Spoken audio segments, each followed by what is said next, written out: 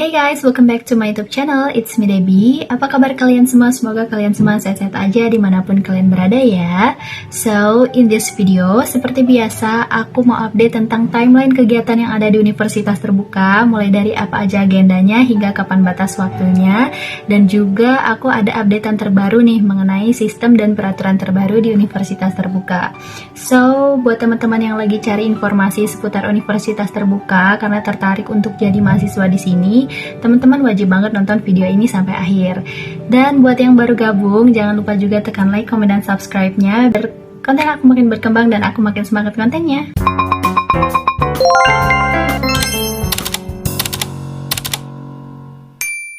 Oke, first of all, aku ada updatean nih mengenai perubahan persyaratan untuk mendaftar di Prodi PGSD dan PG PAUD.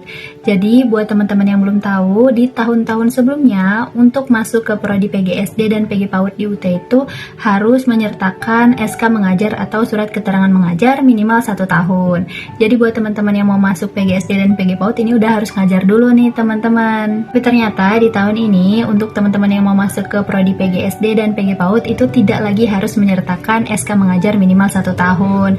So, buat teman-teman yang baru lulus SMA, SMK, atau sederajat udah bisa banget untuk daftar di jurusan-jurusan ini. Oke, sekarang aku mau spill timeline kegiatannya dulu ya teman-teman. Jadi mulai dari pendaftarannya dulu nih. Untuk pendaftaran untuk mahasiswa jalur RPL itu batasnya sampai tanggal 10 Juli 2024. Dan untuk mahasiswa yang non RPL itu batasnya sampai tanggal 7 Agustus 2024. Untuk perbedaan RPL dan non RPL sendiri sebenarnya udah aku jelasin di video aku yang ini.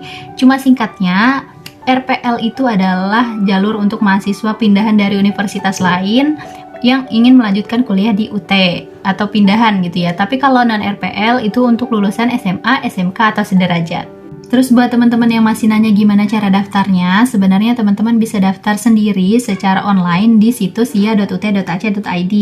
Nah, di situ ada menu pendaftaran, teman-teman tinggal klik dan isi data pribadi kalian masing-masing. Nah, tapi kalau misalkan teman-teman takut salah ataupun nggak mau ribet, teman-teman bisa tergabung ke Pokjar atau Salut terdekat untuk dibantu untuk didaftarkan. Tapi untuk tergabung di Pokjar atau Salut itu biasanya ada biaya tambahannya nih teman-teman, biasanya nih ya.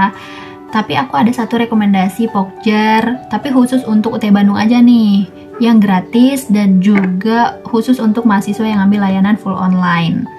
Kalau misalkan teman-teman mau masuk ke UT Bandung, teman-teman bisa banget join di grup yang udah aku buat, linknya aku taruh di description box ya.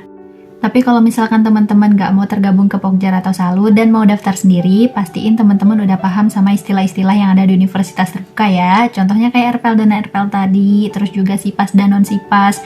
Jadi teman-teman nggak salah untuk ngisi layanan-layanan yang teman-teman pilih di Universitas Terbuka. Nah, setelah melakukan pendaftaran atau registrasi, mahasiswa diminta untuk membayar biaya registrasinya. Untuk mahasiswa RPL itu biaya registrasinya lebih besar, yaitu Rp400.000, dan untuk mahasiswa yang non RPL itu biayanya Rp100.000 teman-teman. Dan untuk batas waktu pembayarannya itu adalah sampai dengan tanggal 17 Juli 2024 untuk mahasiswa yang RPL, sementara untuk mahasiswa yang non RPL itu batas waktunya sampai dengan tanggal 14 Agustus 2024. Itu belum fix ya teman-teman. Kalau misalkan untuk pembayaran di UT itu biasanya ada perpanjangan waktu lagi. Jadi biasanya infonya diupdate di Instagramnya Universitas Terbuka atau di website resminya. Nah, setelah melakukan pembayaran, calon mahasiswa baru itu diminta untuk mengunggah kelengkapan berkas-berkas atau dokumen-dokumennya. Berkas-berkas apa aja yang dibutuhin, itu udah aku jelasin di video aku yang ini.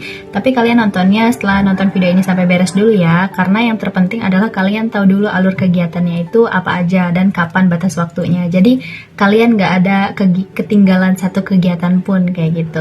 Kemudian batas waktu unggah berkasnya untuk mahasiswa RPL itu sampai dengan tanggal 24 Juli 2024 dan tanggal 21 Agustus untuk mahasiswa yang non RPL. Dan untuk unggah berkasnya jangan lupa untuk upload berkasnya sesuai dengan format dan ketentuan yang tertera ya teman-teman, biar kalian gak gagal validasi. Karena kalau udah gagal validasi itu biasanya lebih lama lagi di prosesnya, apalagi kalau misalkan kalian daftarnya mepet-mepet waktunya kayak gitu, jadi bakalan repot. Jadi mending daftarnya itu secepatnya, terus juga sesuai dengan format dan ketentuan yang ada. Setelah melakukan registrasi, kemudian unggah berkas, akhirnya teman-teman resmi jadi mahasiswa universitas terbuka, dapat akun dan dapat NIM. Setelah itu, ini adalah tahap-tahap yang harus teman-teman lalui. Nah, di sini juga udah aku tulis batas akhirnya kapan ya teman-teman. Sebenarnya untuk tutorial di tahap per tahapnya itu udah aku buatin di video aku yang lain. So, kalau misalkan kalian mau ngecekin tutorial dari tahap ini dan tahap ini, teman-teman bisa langsung cek link yang ada di description box aku.